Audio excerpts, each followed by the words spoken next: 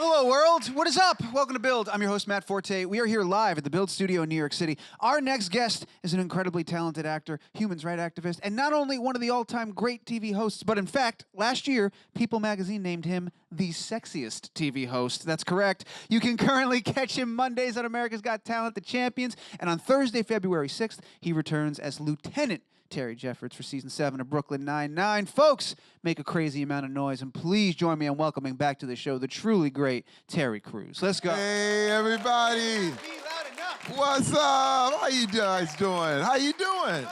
Oh, my God. Oh, my man. It is so great to have you back on the show, in this seat, right here, right now. Thank you. You are an incredibly busy individual. You have a million things. We're going to talk about all of them. So it always means a lot to get you here for a little bit to hang out with us and some of the fans. It's super awesome to have you here. How are you doing? I have to imagine great. I'm doing good. I'm doing, I'm making a little money now, which is good. No. I've been very, very thankful. I like to call myself the most grateful man in Hollywood, seriously, because, hey, what can I say? You know, a lot of people that I started out with are not here anymore. And the best thing that being 51 can give you is perspective. And I've seen the whole thing a little bit clearer. You get a higher up view and you go, oh my God, I did that. Okay, it's okay. I made it. I'm all right. How does that perspective impact the choices you make? Because this is your, I'm going to say, third time, if you count that you did Champions and you did The Proper, and now we're back for Champions again. And I wonder, what keeps you coming back? You're Terry Crews. You could do anything you want. So you choose to be here. Why is it you choose to keep coming back to this show? First of all, you got to understand, I would do AGT for free. But you got to understand this. One thing about me is that I've never done anything for money, ever. I learned a long time ago, because coming up in Flint, Michigan, you basically have seen people give up their dreams for security. And the factory life, the whole industry thing where, okay, I'm gonna go to this factory because they're gonna give me my money, they're gonna give me my security, they're gonna give me my health benefits. And that was the call. I mean, everybody was like, hey man, look, you're gonna hate your life, you're gonna hate it, but you gotta take care of yourself and your kids, and that was the story that was given to me. And I was like, no. Even when I was a kid, I was like, I don't want that. So you know what? I learned not to be secure. I have never taken a job for security. I mean, 7 years in the NFL, jump into entertainment, the whole thing. But I said, I'm only gonna do what I love. And if I make a little bit of money doing what I love, then I'll be fine. But the real thing, and the thing I found out, is that if you do what you love, they pay you very well. What happens is you shine at it, you like it, you do it. And so AGT, you gotta understand another thing about me, is that after the NFL, I was missing the crowd. I was missing the energy. You don't play football for anything more than the cheers and the energy of the city and the people. Well, I get that now with AGT. It replaces sports for me. And also to watch people I'm giving dreams away to so many deserving people that it's amazing, man. It's one of the best things I've ever done in my life. And I tell you, I will do it as long as they'll have me. That's for real. Well, I hope that's a long time, because it's so much fun watching you on this show. And you're right. You can see it is infectious. You love what you're doing, and you're having the best time in the world. And you don't have to be a judge. You get to be the host. You get to be a fan of everybody, and you get to be positive and maintain it. A lot of times, your job is picking up the pieces after Simon crushed somebody. Yes. They got to come back. Yeah. You're there to tell them it's all right, man. I'm literally their therapist. I'm their counselor and their bodyguard. Because I'm the bodyguard to their dreams. Because I see myself in each and every one of them. I mean, I remember being a kid wishing and praying that I could do something that anyone would recognize me for. You know what I mean? And to get there is a monumental achievement. So I know what it takes. There's a lot of fear involved. There's a lot of challenge involved. But I'm here to tell them that face your fears. I'm here with you. You're going to go into that dark cave. It's going to be scary for a moment. But on the other side, it's victory. You know what I mean? And Terry Crews. And it sounds like, this thing, I've always been told, they're like, man, he's so positive. And you can see people's eyes roll, like, oh boy, Mr. Positive. But it's the truth. Yeah. I'm not talking some bull. And what happens is people have been heard so much negative. You've heard so many people say you can't do it.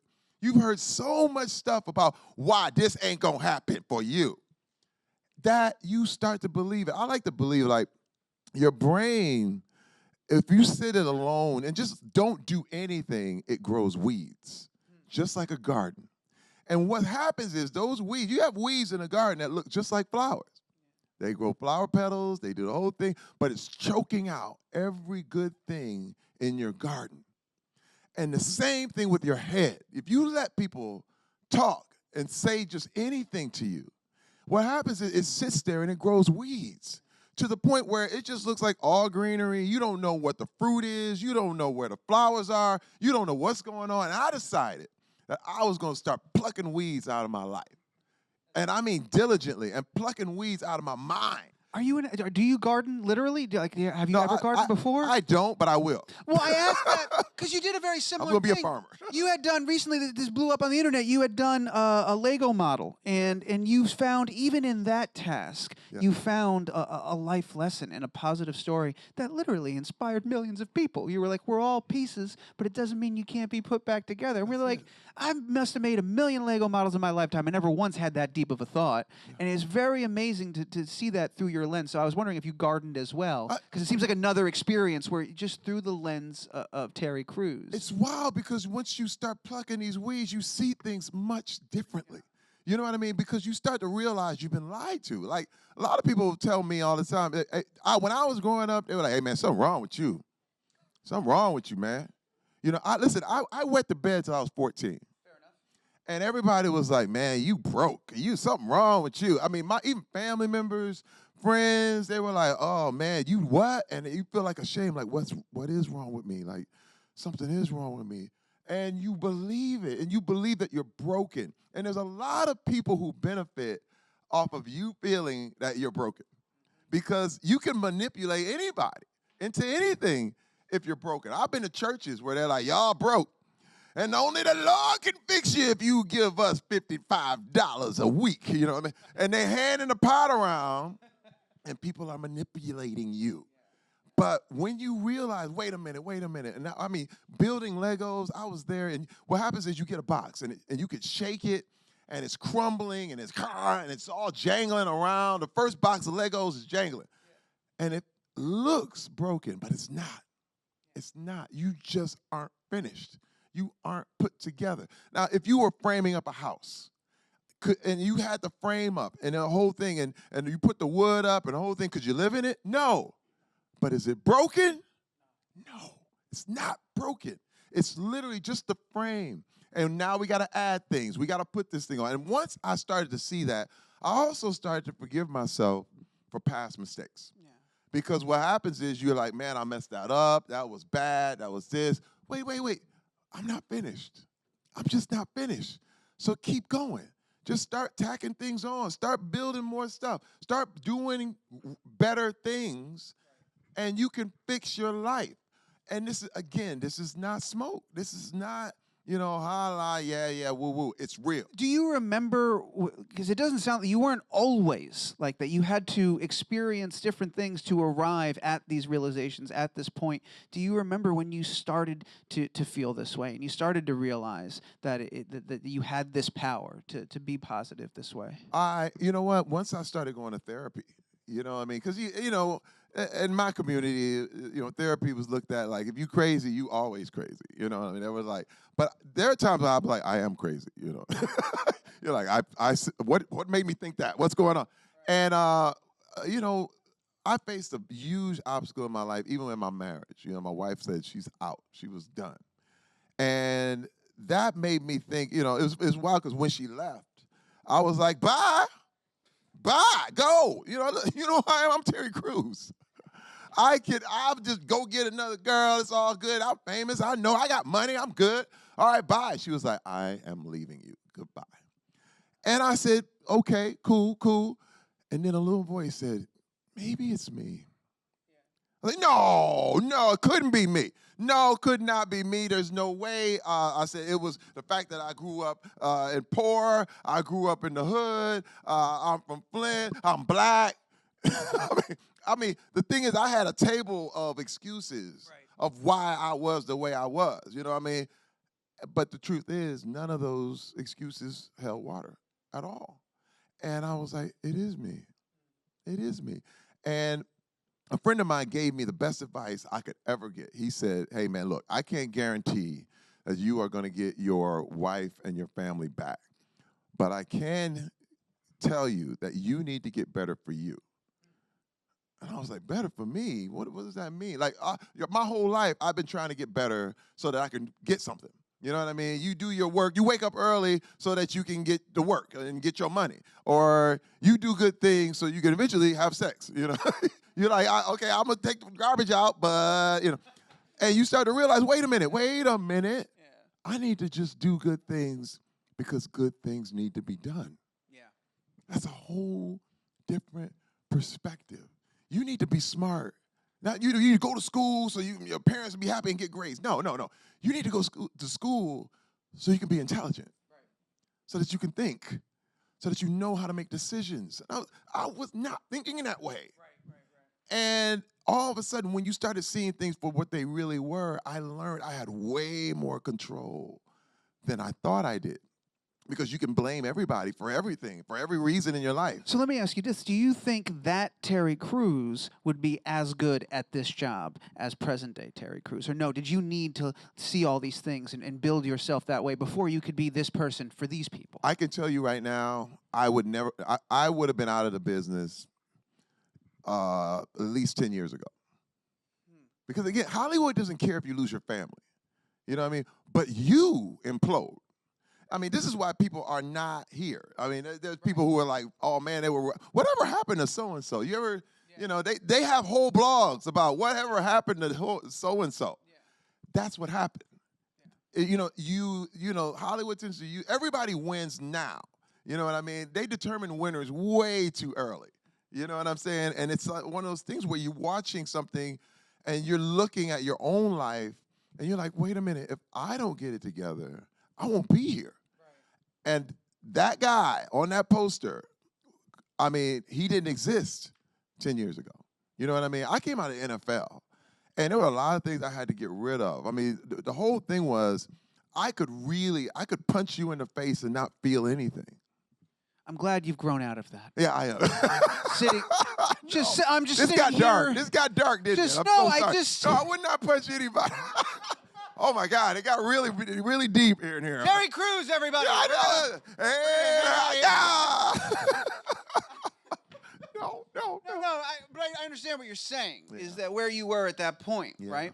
Which is fascinating because you developed a name for yourself too, playing these, you know, in all these action movies and these really strong, these huge, larger than life characters and strong men. You show up in all these different movies, and I always wondered about that. Is how do you perform that? How do you exude that, but not hurt somebody? How do you hold back, being your size, being Terry Crews? How do you convincingly tell us that you are this superhero and not destroy everyone on set? Do you know what the good thing is that you learn through therapy that, you know, it's not about reacting, it's about responding.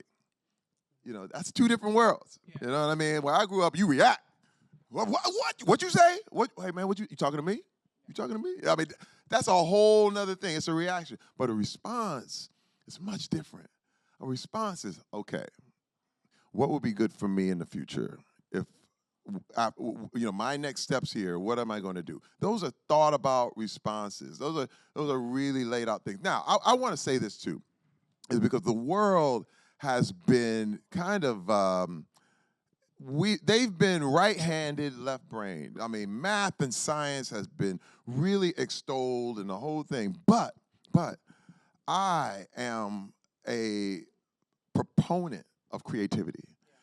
I am left-handed, right-brained, and it allows me to see the world a little different. Now, what's happened is, well, you've given all this light to this side of the world, and everything is like very analytical and very this, and this is the way it is, but there's no creativity. And the creative side of my brain allowed me to change. It allowed me to see things differently. And I think, for one, that in this world today, we are not giving enough avenues for people to be creative. You even told you're not creative. Everybody, you have to exercise your creativity. You're talked out of it in many ways. It's treated like a hobby. And I'm telling you that it's necessary. Without creativity, you are going to implode for real. And through entertainment, through what I do right now, it saved my life. It literally has.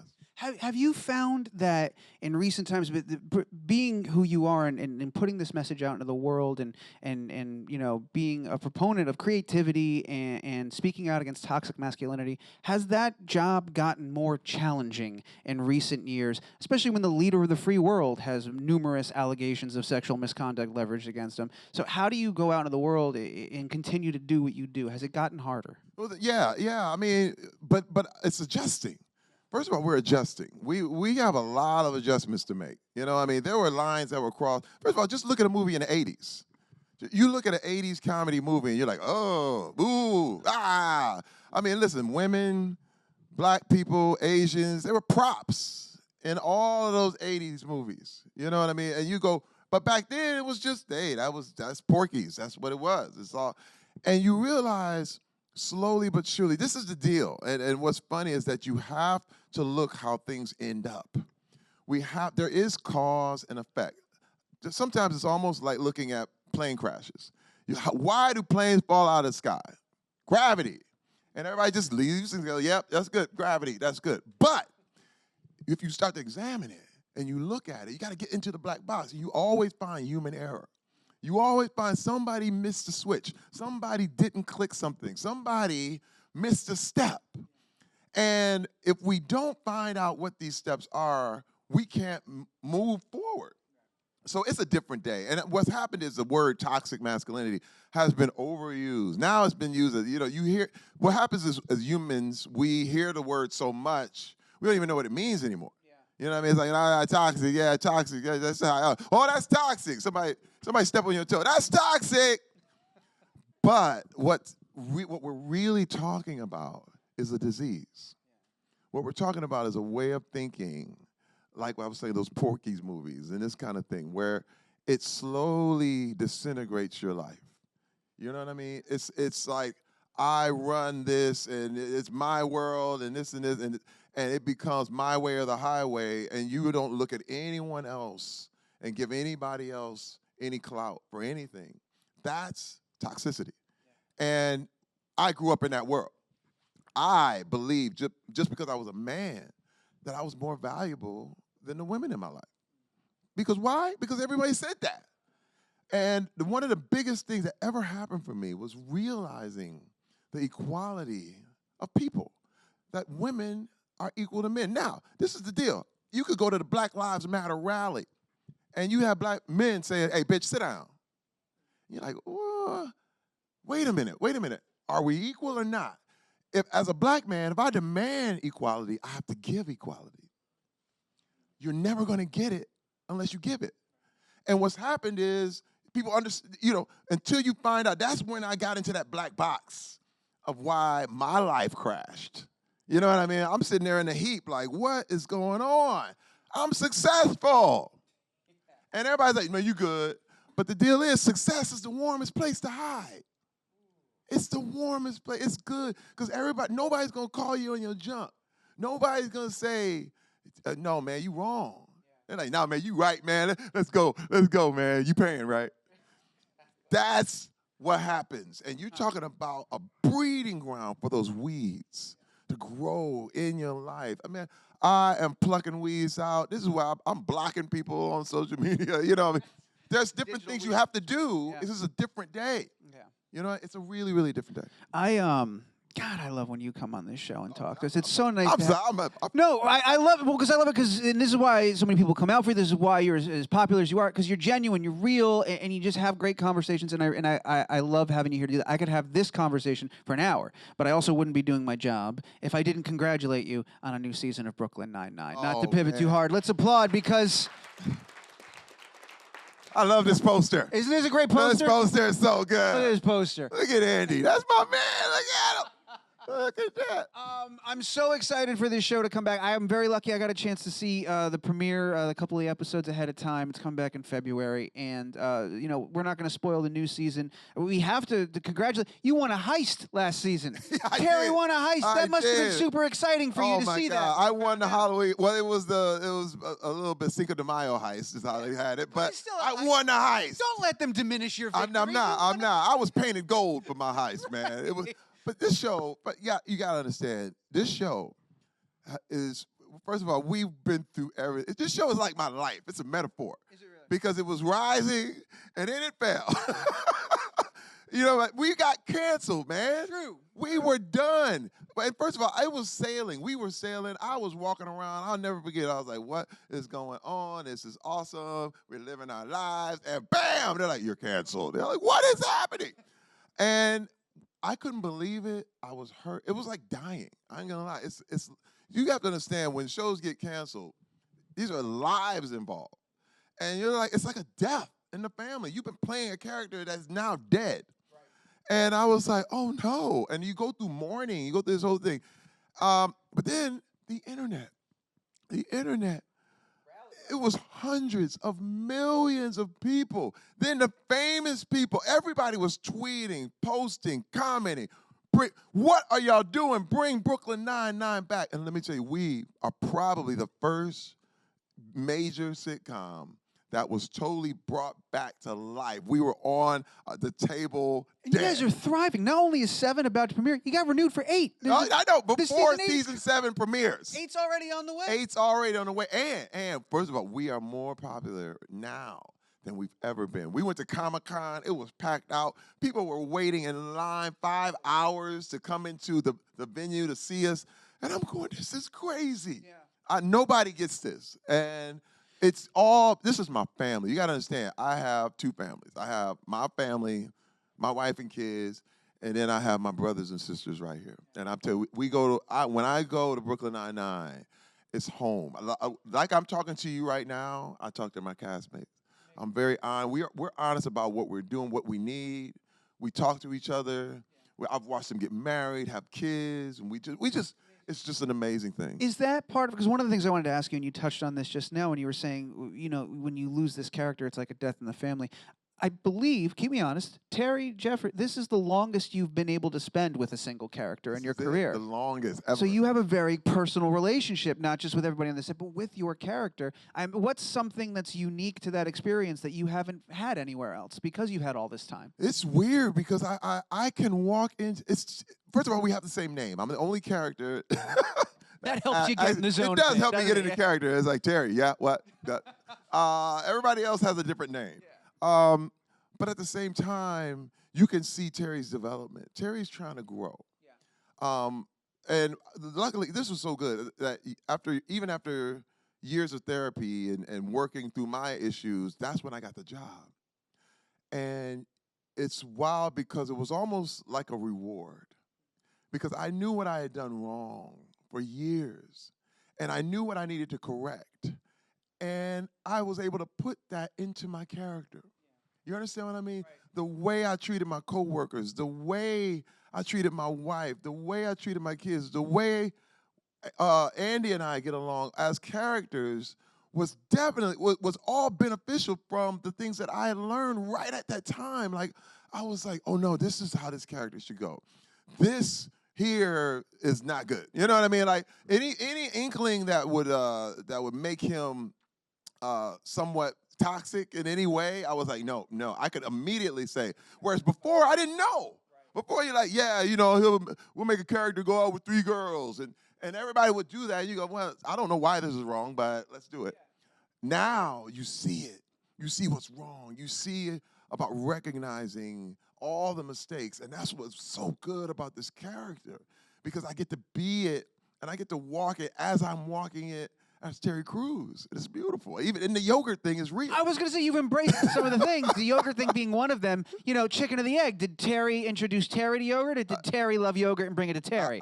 First of You're all, following. Terry Jeffords, you know what I mean. No. Terry Jeffords is me, and they actually have pulled from my life. I had a minivan, and they put the minivan into the show, and there's so many. I mean, I have drawing ability, and they put the drawing ability into the show, and a lot of fans recognize what this is because it's just me in so many ways. We're going to go to audience questions in a second, but you mentioned your drawing ability, which I was aware of.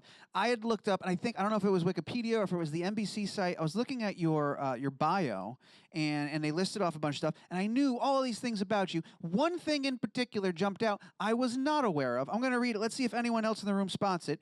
Cruz is an action movie hero, sitcom star, advertising pitchman, playable video game character, high-end furniture designer, Yeah, baby. and human rights activist. That's it. I my didn't furniture. know about the furniture game, no, man. man, it's a lot you don't know about me, man. No, hang on. It's that one thing. I That know, one I thing. know, I know. Well, I had everything else on lock. hey, look, I come here for every year. I'm in New York for ICFF. I'll be back this year for my new addition to my collection, the Terry Crews collection, which is a Bernhardt design. Yeah. And first of all, I love that world, man. I've been to Milan. I've been all over the world looking at furniture, studying what it is. Because again, it's creativity, man. It's just, a chair is a chair. Look, we could all be driving $2,500 cars, 4 wheels and a seat. We could all do that. But why do you want a BMW? Why do you want a Mercedes? Why do you want this? Why do you want that truck? Because it's the personality, it's the look, it's the design, it's the feel. First of all, every neighborhood, you should let the artists live there for free. Because artists increase the value of everything they touch. You can have a building, but when artists touch a building, all of a sudden it's called architecture. You know what I mean? It takes it from one step to the next. Artists increase value. You see these shoes? I made these shoes. I made them. Really? They're special, yes. They're gorgeous. Thank you very much. And I'm showing them off right now. Yeah. We make shoes. I make shoes for myself, and I'll go, you know what? That's an art ability. And then they're just for me. They're not for sale. I'm not pitching anything. In theory, can we add Feels cobbler to the list? Yeah. If that's the case. I if know. you made the shoes. I know. Well, I paid people to make them, but Fair enough. I picked out the colors. This is awesome. Genuinely, I love having you here, and you're such an amazing human being. Thank you. You're not done yet. We've got some questions from the outside world. The first one's coming to us from Twitter. This is at jhayes88. It says, "Hey, Terry, for people trying to get in better shape, how can we find the right information when the science of bodybuilding is still really new and ever-changing? Is the info from 2010 still accurate today?" First of all, you know what? The way I like to look at this whole thing is I hate the term bodybuilding. I do. It's not, it says that there's a way. But first of all, everybody's way is different. If you like to skate, and people skate all day, I've seen people who are in super shape. If you like to swim, they don't call swimmers bodybuilders, but I've known swimmers that are more in shape than I am. Yeah. What I like to say is treat the gym like a spa. The gym, or whatever your exercise is, needs to be your peace. It needs to be your time. It's not a time of, I got to put myself through this. No, it is therapy for your body. You know what I mean? You are now taking your body into a healthy state, which is a peaceful time. And when you think of it like that, it doesn't become pain. It becomes joy. And when I do my 2 hours in the morning, I value that more than anything. It's my meditation. It's my peace. I learn. I listen to audiobooks. I listen to my music. Let me tell you, I actually save songs for my workout. Because I can really enjoy them. Yeah. Because I can't, when I'm walking around, I don't listen to music. But when I'm working out, this is my time. And treat it like it's a joy. And my thing is when people are like, science of bodybuilding, okay, this is this and this, and you got to get your macros, you got to, but that works for him. Yeah. You must find what works for you. It's no different than your job, your occupation, what you do for fun, what movies you see. You know what I mean? Some people like foreign films, and some people like tent poles and Avengers and the whole thing. And it's like putting everybody in one box. You can't do it. Great question. Thank you for that. I've got a couple in the room as well. Next one's going to come from right over here. Yeah, you got a mic. Go for it. Hi. Hi. How you doing? I'm Mari. It's also about staying in a good shape. I've heard that you're doing the intermittent fasting. Yeah. And how do you manage it like in long shoot days? Wow, this is great. That's a great question. Yes, I've been doing intermittent fasting for 8 years. And yeah, I'm the early adopter. People thought I was crazy. They were like, "You ain't eating. Well, you get something to food." I was like, "I'm sorry, I'm waiting till 2 o'clock." I eat from 2 to 10, and it changes when I literally, if I'm in a different time zone, I'll wait until it's 2 o'clock wherever I am. You know what I mean? So it's that kind of thing. But I have to say this. The intermittent fasting thing, although it has beautiful effects for my body, my health, my energy, is wonderful, it's more spiritual. When you look at what fasting is, it's literally everything that is meant, everything that is within your grasp is never meant to be in your hand. You know what I mean? It's like you have to teach yourself to say no. We have to teach ourselves to say no on the internet. You have to say, okay, that's enough for today. That's enough TV. That's enough food. That's enough this. Because right now, in this time, we have more than ever. And we're more miserable than ever. Because you have to learn how to restrict yourself. And this takes discipline. And the discipline that comes from intermittent fasting helps me in all the other areas of my life. It's like, nope, got to turn it off. Nope. When the kitchen is closed, for me, it's 10 o'clock. And I don't go past that. And when you know you can do it, though, I have to say, when I was doing therapy, me and my wife went on a 90-day sex fast. 90 days, no sex. And what was wild is that there was a time where I thought I couldn't do it. Like, I was like, that's unbelievable. That's crazy. That's nuts. But let me tell you, it was the most beneficial thing I ever did in my life. Because what happened was my wife and I became kids again. Because when you're a kid, when I was 12, I didn't know anything about sex. I just liked the girl. Yeah. When we went out, it was because I really wanted to know what she was talking about. You know what I mean? Like I said, it was all before. It's like, okay, when we get into the sex, you know what I mean? Right. But then when you know it's not coming, now it's like, tell me what your deepest fears are. I mean, I learned more about my wife, and we had already been married for years. But I learned more about her during that sex fast than I had ever learned about her in the last 10 years. And I was like, man, this is some value to this. Now, we went back to sex. It was good. I'm going to tell you that. Day 91 was amazing. I think y'all heard me. Day 91, woo! But I'm here to say it feels that way when I eat at 2. At 2 o'clock, I'm like, I did it. There's an endorphin rush that comes with 2 o'clock. I made it through. I said no. Now it's time. When it's time to watch TV, now I'm in. Because I've restricted, I'm like, no TV, no TV. And now I'm watching whatever I want to watch right now during this time. And I learned to build my life like that. I know I'm talking a lot. I'm sorry. No, you are perfect. Okay, good. Loving it. Thank you. I have Stop a million. Just stop me. No, I'm not going to stop you. You're Terry Crews. All right, we've got time. We're going to do one more question, all right? So let's go. You got a microphone? You are right over there. Go for it. How you doing? Hey. Hi. My name is Bradley, and I was just wondering if you would consider doing more Old Spice commercials if they asked you to. People throughout the room have said yes. Yeah. Oh, yeah. Well, Spoken. I was a spokesman for Old Spice for 10 years. Wyden and Kennedy put together an amazing campaign. And I would love to do more Old Spice if they asked me to. That's the requirement. I can't just walk in and just say, hey, Old Spice, I want to do more commercials. That's not how it works. But I'm all the way open.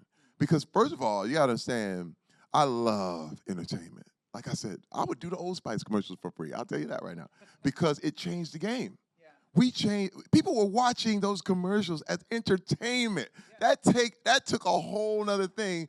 And I realized something, is that even when you look at the viewing habits now, it used to be you had to be a movie star. That was the thing. You had to be a movie star. This is it. And your whole life you're told, okay, you ain't in a 2-hour movie, you ain't nothing. But I realized that TV, on many ways, is way better than movies right now. Right now, the Emmys is hot. The Emmys is as hot as the Oscars. And you realize people are getting their entertainment an hour at a time. And I just did a series for Quibi, and you realize they're going to be getting their entertainment 7 minutes at a time. Yeah. And when I did the Old Spice commercials, people were getting their entertainment 30 seconds at a time. And I realized there was no limit to entertainment. There's no limit to any of this. Is that part of why you've embraced and loved TikTok so much? Yeah, TikTok. Listen, I'm playing in my TikTok. I'm happy to be involved with the first TikTok here. With that you guys have just did. I know, look. We're big moment. I am Very so exciting. happy. First of all, if you put entertainment on the back of glasses, Terry Crews is gonna be on it. I'm trying to tell you. You're gonna see my face like, hey y'all. I love what I do. Who gets this? Yeah. Who gets this, man? You gotta understand, man, where I'm from, dude, you just don't want to be dead. Right. You just want to survive. You're just like, man, if I'm eating, and now I'm more than eating. I am thriving, and I'm just so I'm the most grateful man in Hollywood. And I say this, and I'm gonna continue to say this, is that the height of your success is equal to the depth of your gratitude. As deep as your gratitude goes, that determines your real success. Because I've never seen a person who's not thankful, who's really successful. We're gonna wrap things up in 1 second, but having opened the door to the Old Spice thing, I've got to ask this. I've often wondered. We all know you do the peck popping. It's happening right now.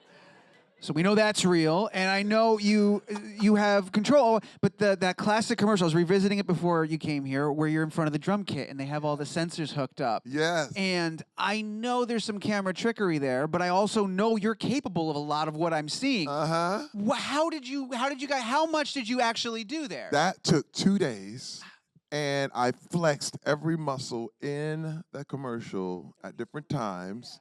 And you sat there, and I just kept doing it, and oh my God, I was so tired. But you have that level of control that you know this one with this sensor right here, I can get that one. They were like, and I was doing all, but again, it's camera trickery. Of course, they're cutting it all It was amazing. We made the song. Let me tell you, I'm gonna put the song on iTunes now. You know, block. It was hot.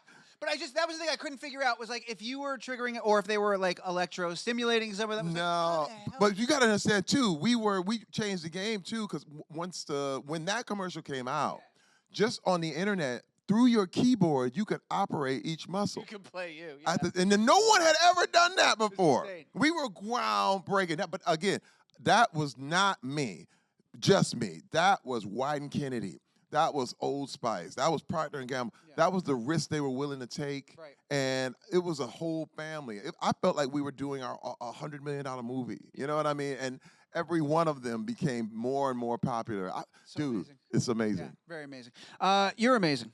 Everything you do is amazing. And it's such an absolute treat to have you here. Thank you so much for hanging out with us again. I'm going to thank you guys as well. But first, I'm going to remind the world that America's Got Talent Champions is happening right now. It's on Mondays on NBC. And that's also in a couple of weeks. So I got Thursday, February 6th is when Brooklyn Nine-Nine returns. Let me get a 9-9.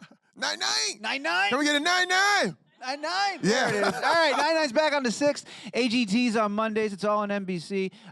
Anything else you want to tell the people before we get out of here? Oh, I love you all. I love you all. We love you. This is great, man. Live your life, baby. You're an amazing audience. Thank you so much for your questions and hanging out. Thank you to those who tweeted and hung out with us as well. I want to hear a ridiculous amount of noise. This is Terry Crews. Come on, guys. Let's go.